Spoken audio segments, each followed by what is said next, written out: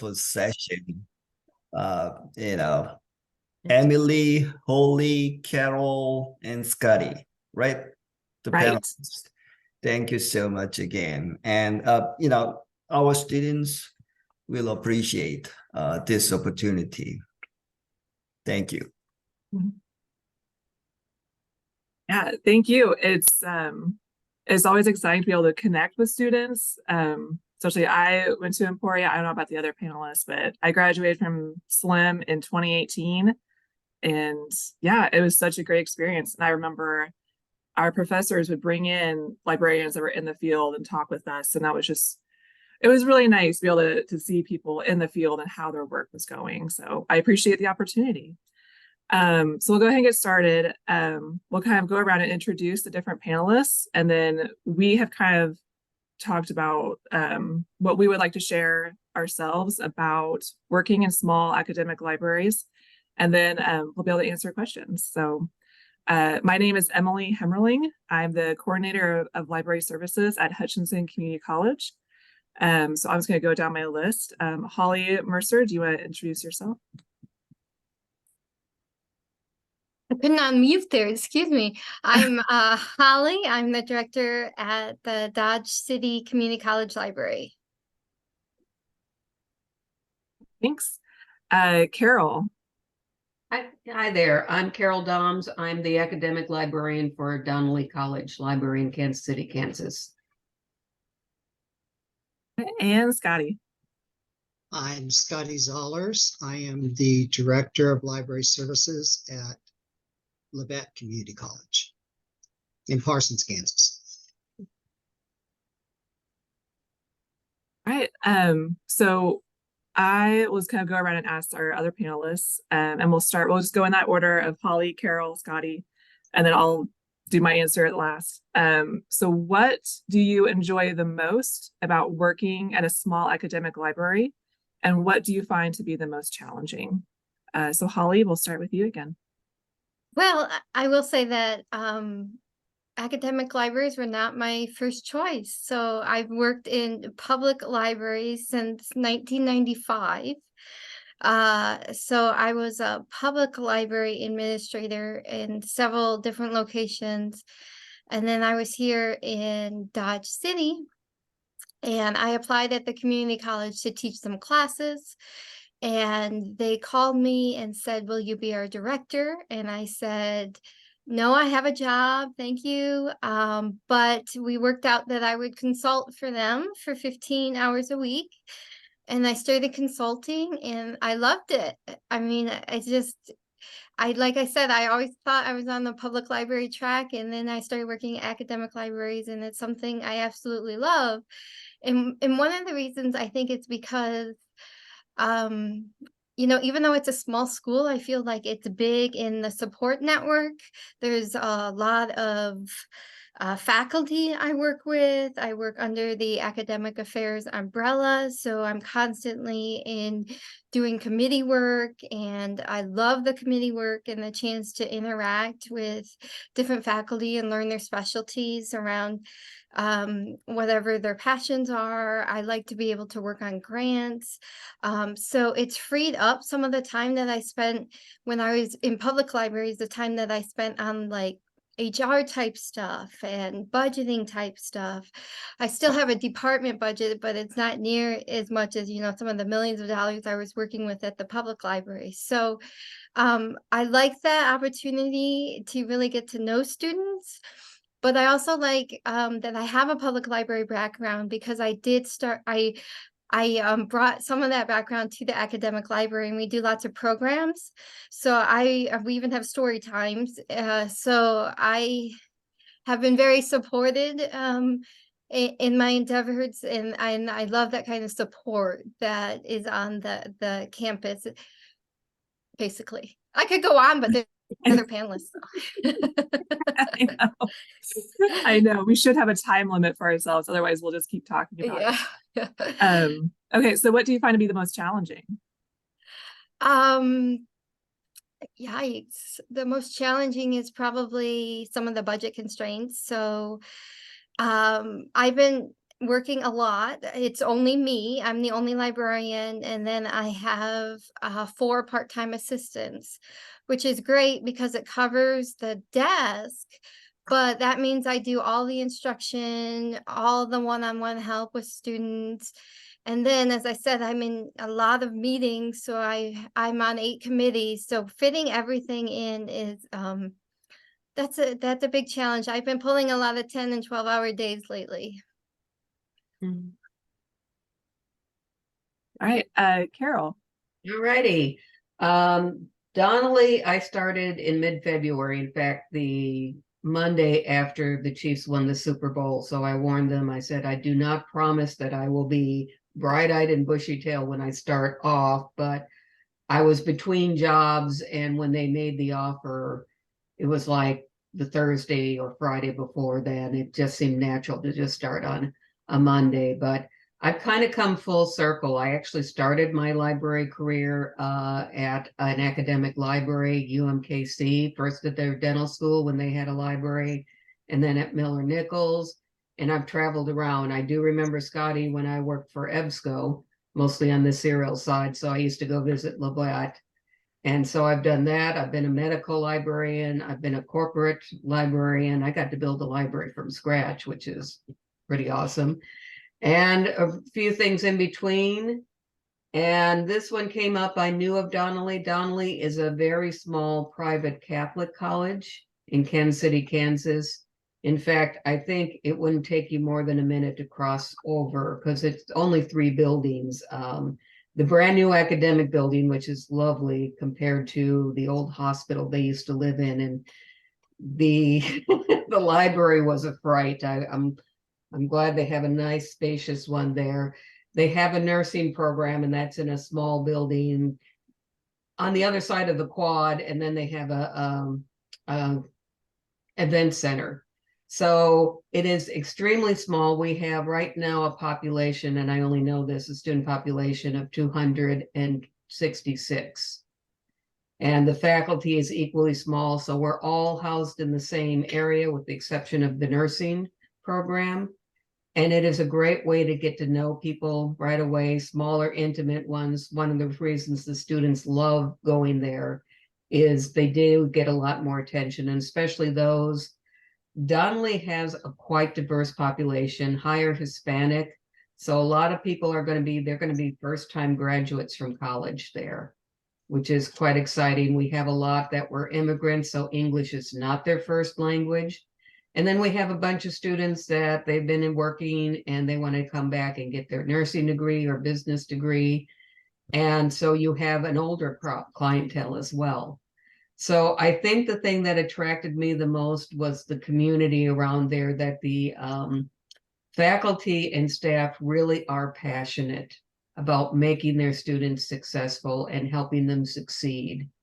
And that really attracted me more than anything else, because librarianship, you never do it for the big bucks, but I was even making less. But I said, you know, if I had a choice, and I was up for 3 jobs when this came up, I said, I want to work for them because I love that about them. And I do like that you get that intimacy, that you can work one-to-one with students. I will warn you, if you're one like Holly, I'm assuming, if you've got a photocopier in the library, you'll be dealing a lot with the printing and the copying there. And that's just embrace it, go with the flow. I only say this because my very first question on my first day from a student was, you know, and I'm like, what can I help you with? Oh, the photocopier's out of paper. And it made me think back to my very first library job. You know, I'm straight out of, you know, library school, and I'm going to help students. I'm going to find all this information and help them out and teach them. And I was dealing more with the photocopier than anything else. It just made me kind of smile. So that's what I love about it. I am also a solo librarian. I have 2 student, actually 1 now, but I've had 2 student assistants, and they kind of cover the front desk for various little things. So it's not a whole lot, but boy, if you like variety, you'll get a lot of variety. And I love the fact that you do get to work closer with your colleagues to help your students. So That's the short version. Thanks, Carol. All right, Scotty, you're up. All right, I'm here at Labette. I came here in 2000. I was a librarian before I was a professional librarian. I started working in libraries when I was 12, dusting books. And by the time I was in high school, I was the assistant of the library in our little town of about 500 to 600. So I've been in public libraries, I've been in school libraries, I've established 2 church libraries, and then most of my time though has been in academic. The thing that I remember about academics when I was in library school that I laugh about all the time now is that I want to be an academic librarian because they don't have to deal with politics. And I thought,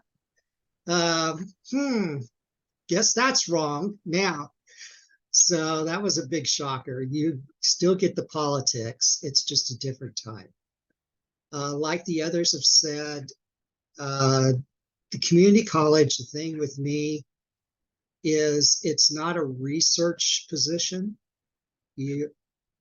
It's a good thing. You don't have to worry about working towards your tenure, but it's also a bad thing because it's not that job security that they have with the tenures.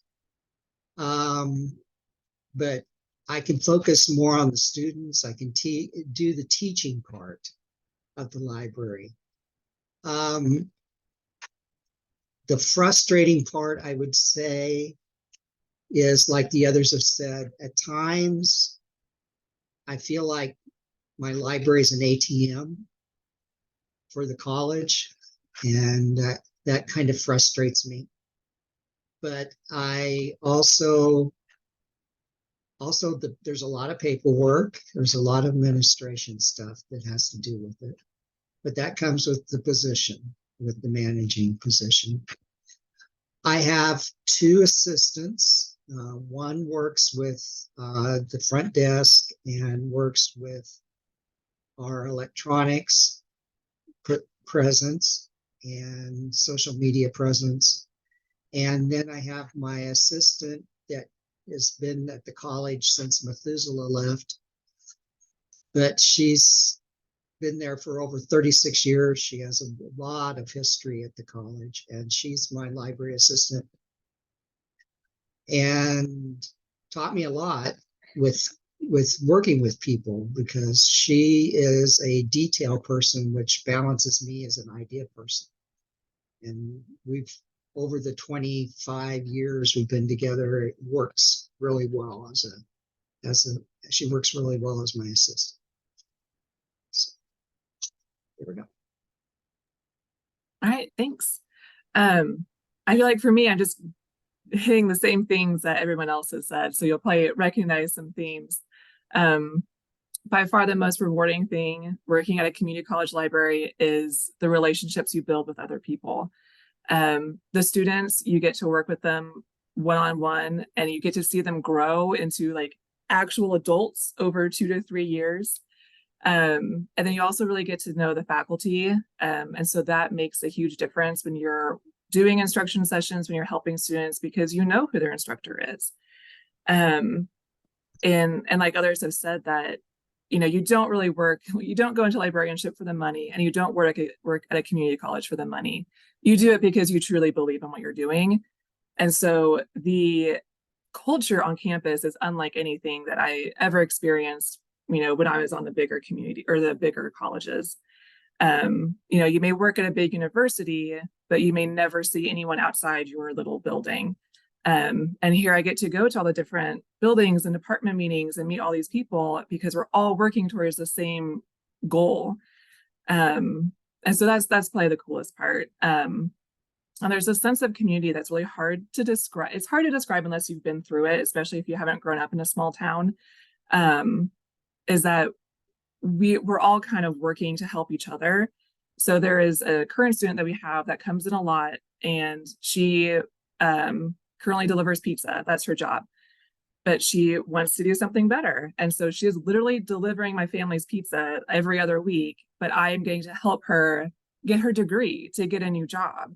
And so that, like, and there's another nursing student that we have, and she came in for help early one morning, like 7:30 a.m. She was there for help.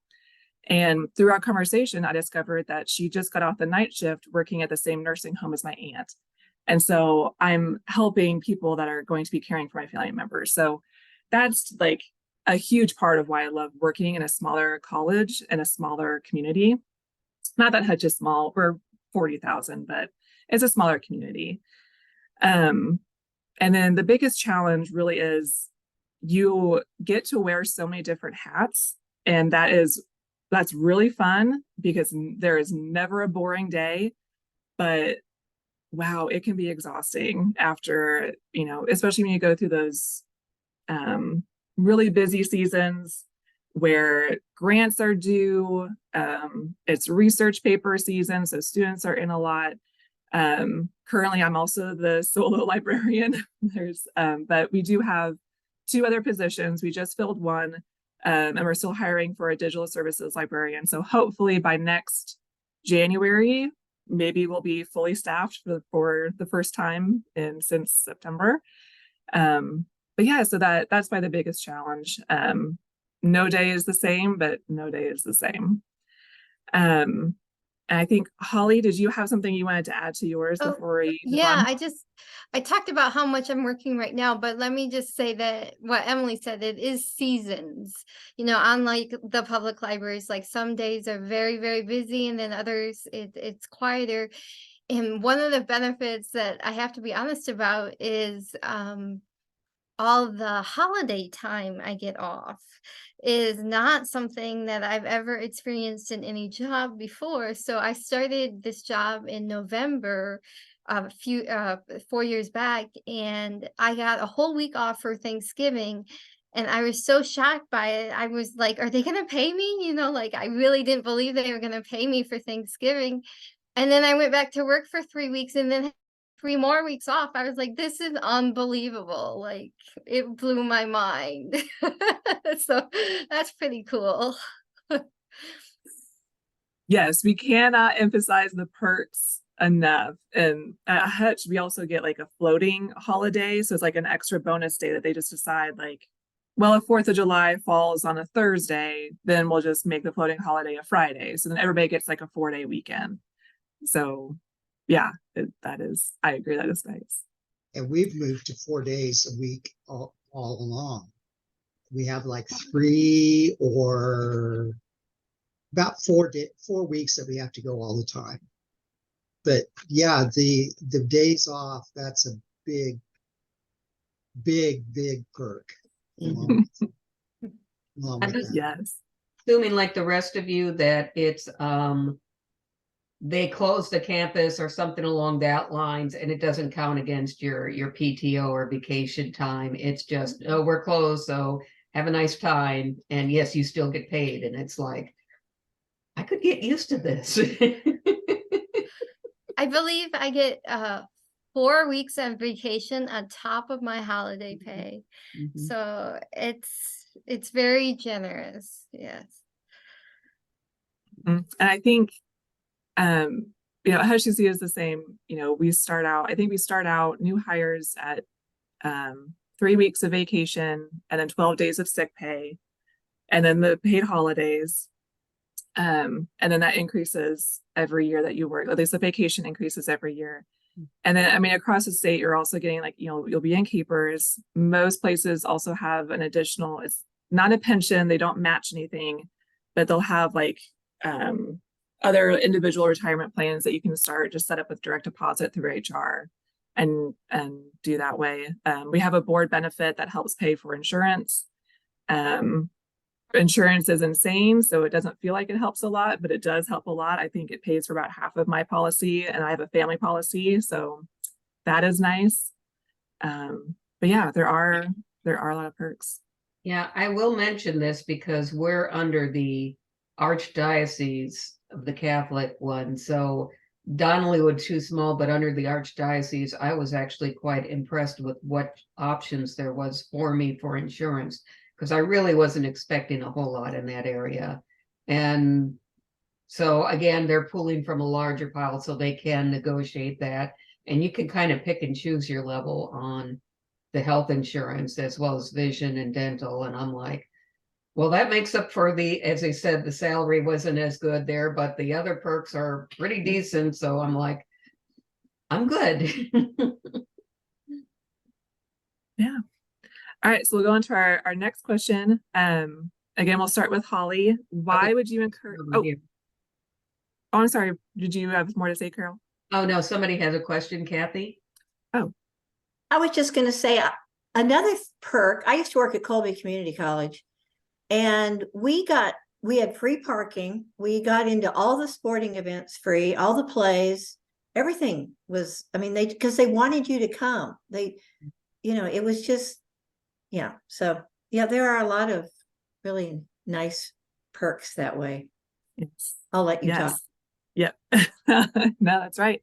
Yeah, we have the NJCAA basketball tournament every year, and so everybody gets in free for that. And this is going to vary, college to college, but at Hutch we have travel funds, and so usually every one of our staff, so 3 full-time librarians, we get to choose one conference to go to, and then we all go to KLA most years. And so that's also really nice. Yeah. Okay, so Holly, moving on. Why would you encourage MLS students to work in small academic libraries? I would say it's very rewarding. Again, going back to the whole relationship. I mean, I love that I know a lot of the students. It's sad almost that we're only 2 years, because I get to know them really well, and then they move on, and I wish them the best. But I think not having another library to compare it to other than a public library, I would say that I'm providing more direct service than I had before than in a public library. And again, you're not, even though I'm the only librarian, I'm not doing it alone. So, if faculty let me know what kind of assignments there are, and, I feel like we work together for the success of the students. So I just really enjoy that. Yeah. Okay. I'd say if you want to get a good variety of experience, there's a lot of things we talk about that, but unless you start working on library budgets and what in the past is little there, it's not that, it's a good place to kind of get a good variety of experience. I mean, I started with the smaller one, so I got to wear many hats, and you get to find out what areas you tend to like, don't like. Still have to suck it up and do it because you're the only one there to do it. Those kind of things. Granted, if you're starting there, you don't have to stay there. You can kind of move on. And I think for Donnelly, there was at least a few years where they had kind of higher turnover. But again, if you're either starting a family, you've got a house mortgage or other things, that lower income may be an impact of why you would want to move on. And I think you want to get more experience with other libraries. So I'll be honest with that. I'm more on the other end, and I was like, the former librarian did put together a little sheet, but there were various gaps in there. So I've been trying to fill in the gaps. So when I'm ready to retire here, my goal is to make sure I give whoever's coming in behind me enough information about various things like the Cersei system, which we share with KCK, so they get to do all the cataloging. And I'm just right now doing a process of cleaning up, because when they moved the library from the old one, my understanding is that I had a feeling they had to get out of the building quick. They were going to detonate the building, remove it. And so they took all the library books and just dumped it in the library. And my understanding is that the former librarian went through there, but I have a feeling a lot of the records didn't get cleaned up. And so I'm actually doing an honest to goodness inventory, because I really don't want to start buying material without knowing what we have and what we need here. So that's one of my little projects. And the other one I'll share because I had to kind of teach the students, because the other librarian, she was only there for a year, didn't expect much from them. And I said, well, what did she have you do? Oh, fill the paper up in the photocopy machine. And I go, well, what else? What if somebody wanted to check out a book? Oh, we gave it to her and she checked it out and then we gave it back. And I'm like, I was doing this back in the early 90s. We were teaching our students and they loved to learn. They were happy to learn how to do that. But I also made them relabel books because apparently in the old library building, they were all facing the sun and they were so faded, I couldn't read any of the call numbers. So I had them doing a relabeling, the work study program. And I can tell you at least one was like, how many of these do we have to do? And I'm like, sweetie, I'm sorry. There are a lot. But at least you can now find a book if you can look up the call, the call number now.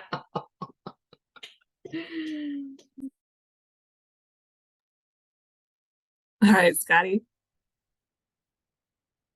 Well, I would encourage them because it gives you a good variety of different things to do, like that was brought up. You have the chance to teach, you have a chance to be with the students, more interaction with the students. And I would encourage you to be open-minded about, just like Holly, she didn't start off to be an academic. When you start off, you think this is what you're going to be doing, but doors open and close all the time to where you're at different places. But I would encourage them for community college because this is where I want to be. I don't really want to do, I enjoy research and I love helping students do research, but I don't want to do research. So that's not something that I would want to do on a university level. I want to be more with students to where I could interact with them. And like Emily said, if you get in a university situation, you're stuck in a single place with that, in that unit, like in cataloging or processing, you're in that unit. But here you have a little bit of everything, which is a good point and a bad point, as has been brought up. But it's a good way to get started on a career because it gives you a broad aspect of a lot of different things. And just an old man's story, what you were talking about, Carol, my first professional job was as a school librarian, and they had not had a librarian for a year, and the janitors moved the library. I was interviewed and showed the library, and they were boxing books. So I thought, oh well, they're just putting the boxes in here, where the library is going to be. When I got there, they had moved all the boxes to a boiler room and no shelves. And this was back in '86. So they had taken all the card catalog and dumped every single drawer into a box. So some of them had cards, some of them did not have checkout cards, some of them had complete cataloging, some did not. And my shelves were a maze of turned on the side boxes of shelving for the first year. So I feel for you, Carol. I've been there.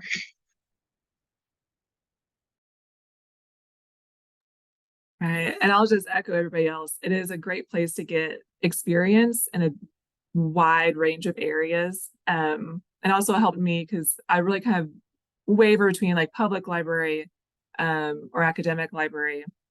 And I ended up working a public services library position. I was basically just a combination of the two, where I was at the circulation desk all day dealing with everybody that came in. It was all like in an academic setting. So it was a really good blend of everything.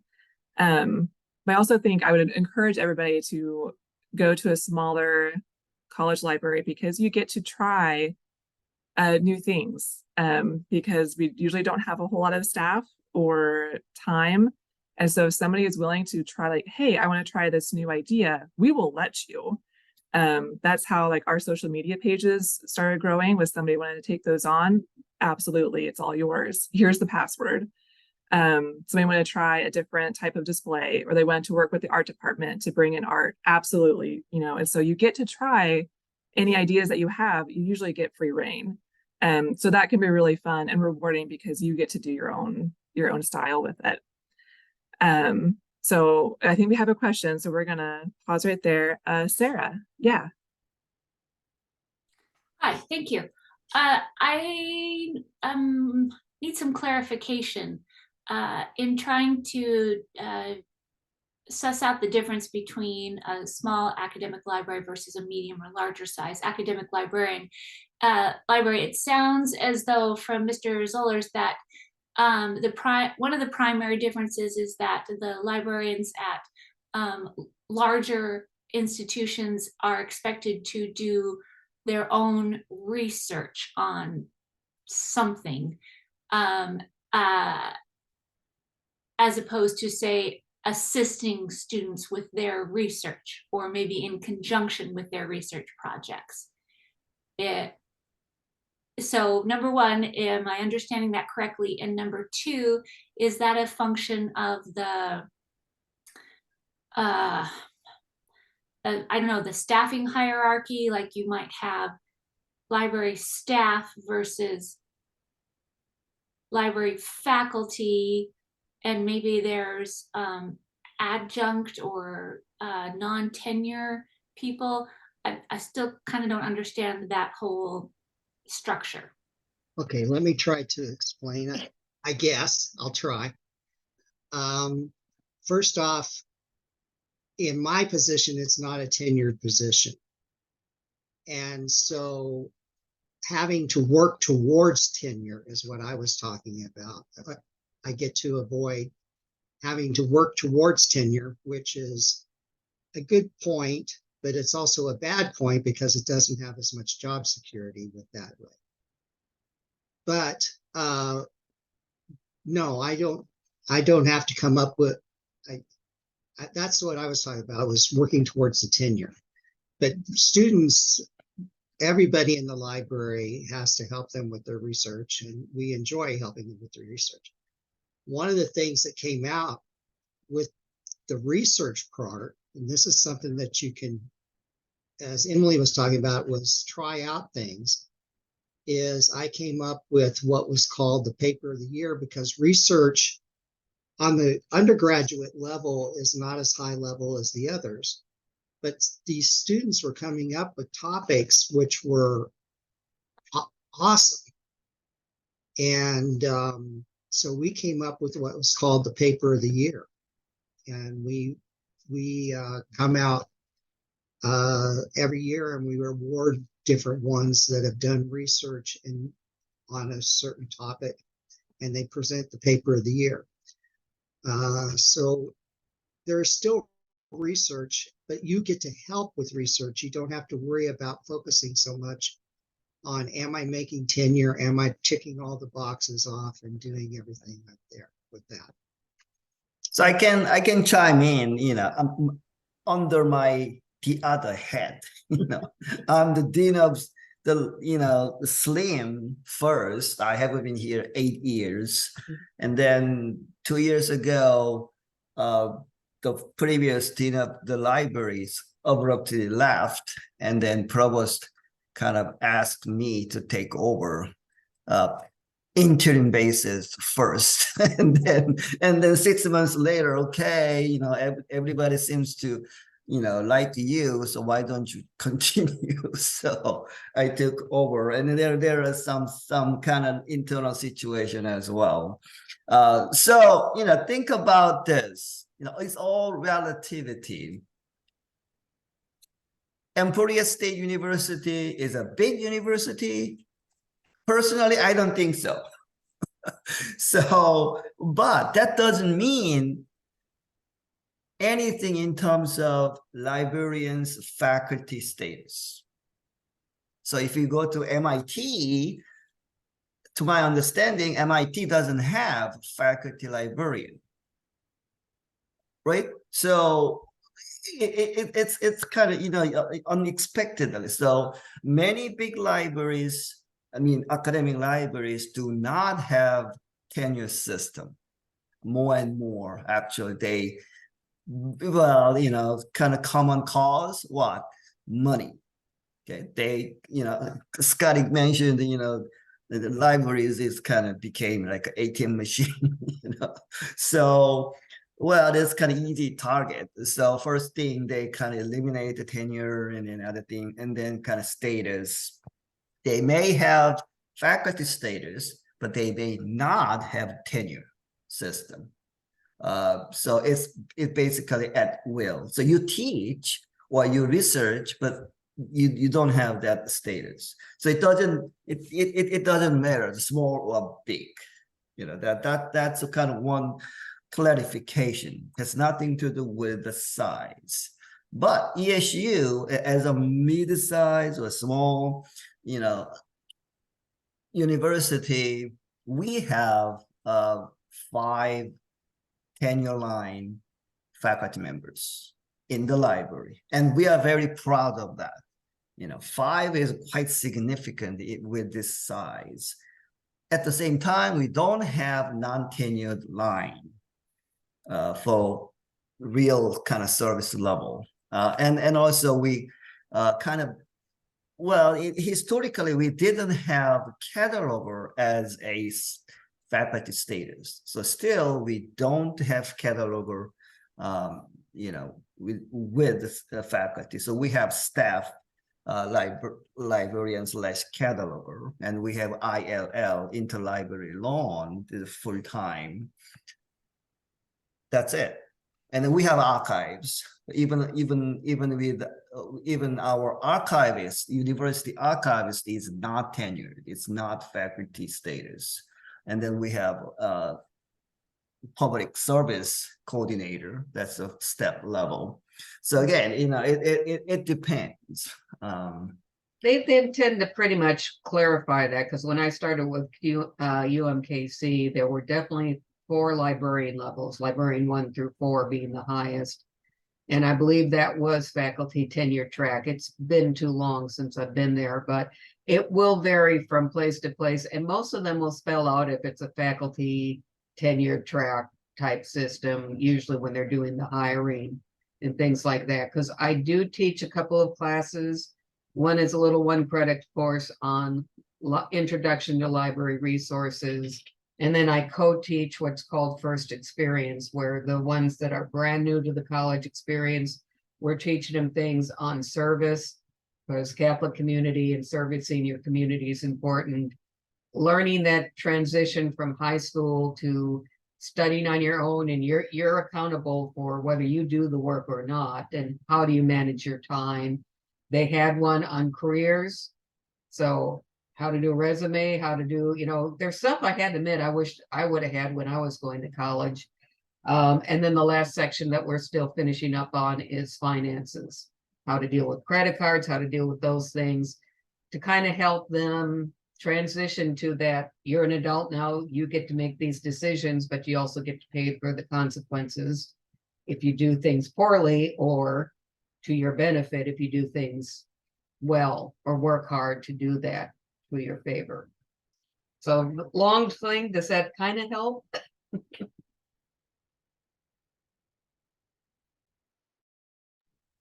Yes, thank you. Okay, so we'll move on quickly to our last panel question, and then we'll open it up for any other questions you guys have. So our last one is, what tips do you have for students as they go through the application process? Because positions in small, at least for us in small academic libraries, don't come open very often. They can be competitive. So what tips would you share? Holly? Yeah, so I would say right off the bat, you're sending in your resume and cover letter, and you will have some competition.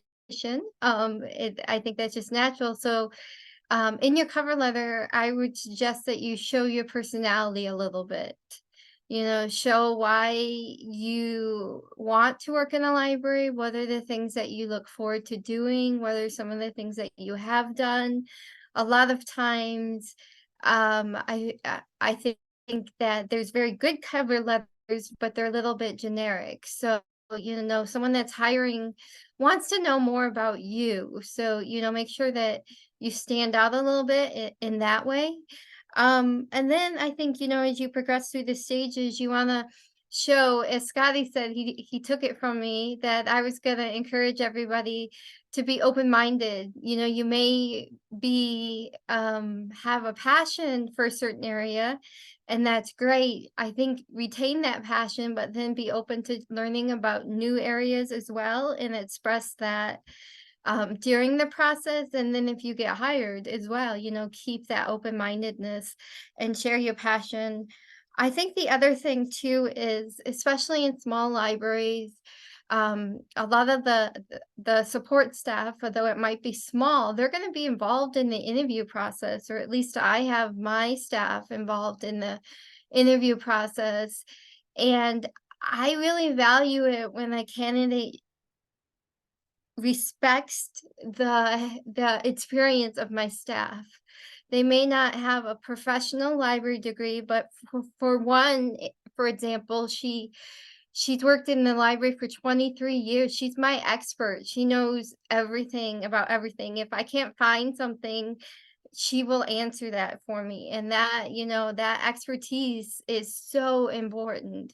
So I think showing, that you're willing to learn and work with others, no matter what their formal education may be, I think is really important. I actually see a few of you I know on here, and I know some of you have been working in libraries for a long time. So you bring a lot to the table too. And the same goes for most staff that work in small academic libraries too. So really respect their expertise too. And then the last thing I would say is to remember to be student orientated. So if you're thinking about the job and you're interviewing or even sending your cover letter, how is your work going to impact students? How is it going to affect student success? And what is your role in the overall big picture of the campus? So, or how do you envision that? I mean, you don't know 100% until you get into a place. But I think people want to know you're going to be part of the team. As I said several times, you're going to build those relationships. Really, in the small setting, it's imperative that people work together well. And that's going to be really important through the interview and application process. Very well said. Carol. Yeah. Like anything else as a librarian there, when you're looking at the job, go to the website, do your research. Donnelly is probably one of the best kept secrets here in Kansas City. We're in a large metropolitan area, and the college is going to be coming up to its 75th anniversary next year. And there's still a lot of people in Kansas City that don't know about Donnelly College. Basically, they're a 2-year college, but they do have a 4-year degree for business as well as nursing. And the Monsignor, the president of there, is the one going out to the community to working to get the name out there as well. When I did the interviewing, I like what you said about adding things in the cover letter, but it's hard because you know how they say they want just one page because people don't want, to look beyond that.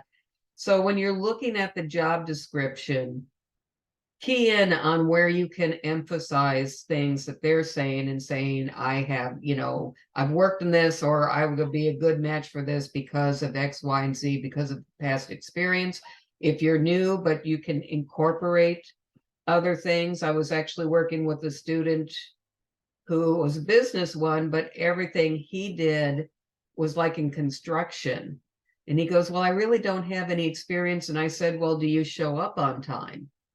Yeah, I'm always there. Do you help out with problem solving if there's an issue? And I said, those are things that are skill sets that you can take with you wherever you go. Okay, you don't have business experience, but don't discount those things that make you a good candidate. You know, if you're one of those that will go there, give it all, those are really wonderful qualities that I can't think any employer would not want in a person. And sometimes you can just get the feel. The interviewing process, again, what I got from the vibes just from some of their questions really helped me get a good sense. Is this a place I want to work? You know, because everything can look good on paper, but then you get there and you're like, wow, this is, you know, I'm like, yeah, I really don't want to be here. And also some unexpected stuff. I mean, you can always do the survey where, you know, the general questions, but you never know what you're going to be asked. And the president also wants to meet all the candidates. So one of the questions he asked me before we ended up was, what is my favorite, you know, what do I like to read? So I told him I'm a science fiction and fantasy fan. And he goes, oh, have you read this? And we ended up talking another 10 minutes about a book we both had mutually read. He's a rather prolific and voracious reader. And that I thought was quite awesome. So you never know where a question from the left field may come out and help you bring that connection, because you want those connections, especially in the interviews. If you can connect with them, you know, that's half the battle, I think.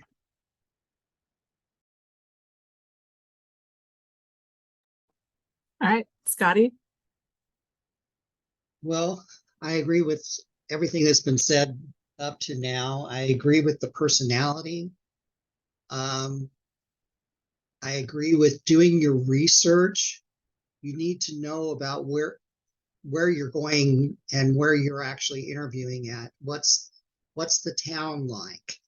What are the people like? What's the school like? What do they have that what's their main things that they teach? And then tie yourself into that. When I came to Labette, what I did was, I'm from Southeast Kansas. I know Southeast Kansas people. I've grown up in Southeast Kansas, and I could tie that to that. Also, I believe every job that you've had teaches you something. So even as a Walmart stockman, I learned different trades, different tricks and trades and skill sets that I can use in my work that I do now. And I would also emphasize being student oriented and being able to think on your feet. One of the questions that came up in my interview, first off, they had this, I wondered what they would do for a president, because they started my interview at 8 o'clock in the morning and I finished at 3 o'clock in the afternoon. It was an all day, and you meet different people at all different stages, the president and the human resources. And I had a group interview where they could ask me anything. One of the questions that came up, and then I find out the history of it later. So this is another thing to tune into, is when they ask questions, there might be something there that you want to put in the back of your mind. It was, what's your theory on weeding? And I had to tell them, you know, well, there is the professional way of weeding and the clear-cut way, and then there's reality, and this is what you have to look at. And then come to find out later on that they had been dinged years past for not having a sufficient library because it had been weeded so much. So keep some things like that in the back of your mind through the interview process. You're also interviewing them to find out things about them so that you can go with the job there too. And good with the whole process, good communication skills and things that you know that you should be doing, like checking for spelling errors, checking for grammar or stuff like that. They're going to pick up on that right away. if you're a professional enough to be applying for this job, you should present yourself at a professional level. So those are the things I would point out too.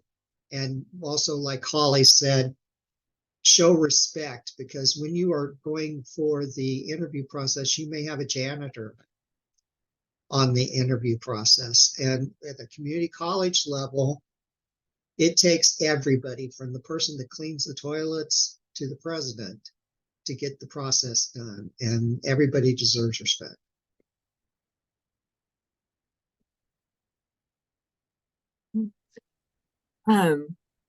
Well, everything that I wanted to say has already been said much better. So I won't rehash anything. I do want to leave time for questions. And so Kathy, did you have a question? Yeah, well, I just have a comment. So another thing that if any of you are thinking you might be interested in a community college or a small academic, a great way to get your foot in the door and get hired later is to do a practicum. So if you are thinking at all that you might, want to talk to your advisor, and it's a great way to get experience. You can network with these people. You can put that on your resume, and you can get college and you get credit for it. So just kind of. I will share that I did get some ESU students this past summer because I knew you had an archival project, and one of the history professors wanted to digitize the archives. The problem is it's time consuming. Yeah. And he said, oh, maybe you can help me. And I'm going, I'm learning my job there. But I said, however, I do know that Emporia has one, and I bet we can do a practicum and they would have hands-on experience, which they got. I said, the only thing I could really promise them was free parking. And come and get your hands on. And I had 4 students that were willing to do that. We got most of it done. There's still like 4 little file boxes left. But it was a good experience for them. We got a lot done, and it ended up on my lap because the history teacher that started this accepted a job somewhere else. And after I told him I had 4, he goes, oh, well, I got a job elsewhere, and I just couldn't let go of 4 students that we had right in our hands. So I ended up doing that as well. Good. All right. Any other questions that we can take?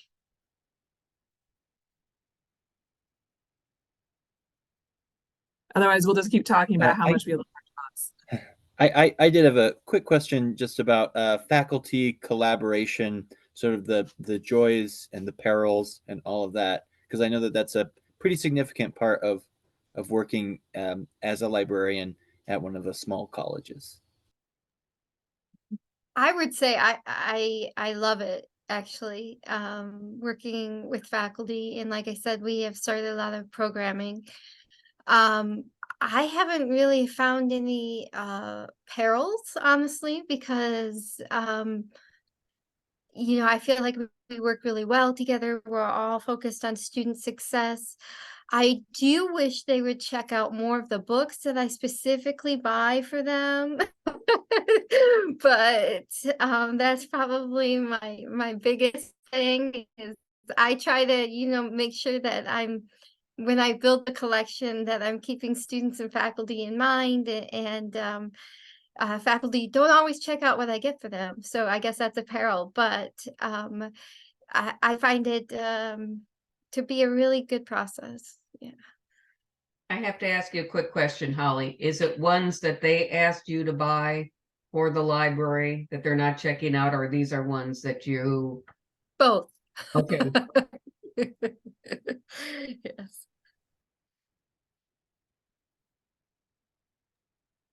I would second Holly. I've been at HCC for 8 years now, and so I've got a lot of faculty that come back every semester. We work on their classes together, new assignments they're trying. A lot of them are switching to OER right now, so we're working together on that process. So I think that's another bonus of community colleges is you really do have a collaborative feel because we're all in the same boat together, trying to do the best we can. haven't really had any perils. There are some instructors I feel make not unreasonable demands, but they think that there's like 5 of me. So that's the only thing I can think of, but that's not a terrible problem to have. So there are some times where you do have to send an email back saying, yes, that's a great idea. Can we talk about this next semester? So sometimes that will happen, but I haven't had any bad experiences at all. Yeah, most of mine have been either collaborative, doing the library instruction, which I don't know, in the past, it used to be at the very beginning of the semester, and I'm glad they wait until the students are ready, because they're getting ready to do research to do that, because they won't remember from, 4, 5, 6 weeks ago, the library instruction. And most of them, they will help each other on that. We have a common read, so I'm on a committee with that. And that's a collaborative one with faculty, staff, and myself in regards to other things. So you just never know. I just keep promoting the heck out of things because I want each and every one of them. The one that I don't work with a lot is the faculty at the nursing school. And I don't know whether it's because they're kind of covered in that building, because when the pandemic happened, they had to be, because they were dealing with actual hospital and trying to keep isolated. So I would like to get to know them better. The students, when they come over to work in the library, that's where I end. But the faculty is probably the ones I don't know very well. I feel like I need to amend my answer again. You guys always make me think of something. So there has been a few times that instructors and I have disagreed about tools, like citation tools. And I like to instruct students on how to use citation tools, because I feel like they should be concentrating on the content of the paper, not as much about the citation work. And there's been a few instructors that disagree with me. So we just have a little chat before I go into their classroom, and I say, what are the rules of your classroom? And I tell the students, here's the resources, but I don't dwell on them if the instructor doesn't support it. But then, I let the student decide, really. I say, it's up to you and your instructor, but I have had a few disagreements about that. And then also AI tools as well. So we're actually having an AI panel discussion during our in-service in January, where we're going to have kind of opposing views on AI, where some faculty are presenting one view and another are presenting another view. So some of those, like those themes do kind of come up, especially I find with new instructors are the ones that are really especially strict about not using some of those tools for students. But that's what I found. Well, and what I have found too with faculty is it comes and goes. And that's part of being flexible and open to things. For example, in my long time of being in the library director position, I never had an art instructor come and do art research. And it was like, okay, you want me to do a tour? Okay, fine. What do you want me to cover? Because you know what to cover for English and speech and history and the ones that come in all the time. But then all of a sudden you have one that kind of throws you off and you don't know what to do with that. But and also realize that the faculty changes a lot. A lot of times the community college is a stepping stone. And so they will change a lot. And just when you feel like you've got it down pat, okay, this is what history does, the next one comes and they'll do something different. So it goes along with being flexible and waiting, not expecting it, let's see, how should I say this? Being flexible and being open to whatever happens, because the unexpected could happen. Great question. Any others? I know we're kind of running up on time here. So if there's any other questions, we'd be happy to answer them before we go. Well, watching the time, I'd like to wrap up here. Yeah. Thank you so much again. My little comments, closing comments. The students here, have you noticed a pattern from the 4 great presenters here? Their presentation is very good. Do you know why? I concluded that they are all teachers, all professors. They're teaching students. From their experiences, their presentation became natural. I don't think they prepared for this talk. I don't think so. But it's naturally embedded on their daily life. So if you like that kind of, life, consider, this path. And also, believe it or not, I have been in all 4 locations, not necessarily your libraries, but I was in Scotty's office. And then Scotty showed his library is actually in an old bank building. So he showed me the vault in his office. And I'm not sure I kind of tried to be in every library in Kansas. That was my big dream a few years ago. And then COVID hit, then I kind of stopped. So I went to Liberal, Dodge City, small town plot, all those Southwest. So I believe I was in the Dodge City Community College, unless there's another community college around there. And obviously I was in Hutchinson or Kansas City. So again, the location, my point is that location is very important. Regardless of the size, Dodge City is actually much bigger than Emporia. But it's kind of far away. So there's pros and cons. Dodge City, I was kind of surprised how big it is. We have about 35,000 according to census, and then an estimated 10,000 that weren't counted on census. Yeah. So again, location, and also it's kind of your luck. Your boss is the most important aspect of your employment. That's kind of proven all the time. So, but again, they gave you kind of great tips for the cover letter and other things. So I hope you wrote down those points, and good luck. There are many jobs out there. Again, thank you so much for your presentation. Thank you. Great. Yeah. Thank you, everybody. Have a great night. Good to see you. Yeah, good to see you, Kathy. Thank you. Thank you. Thank you. You're welcome, everybody.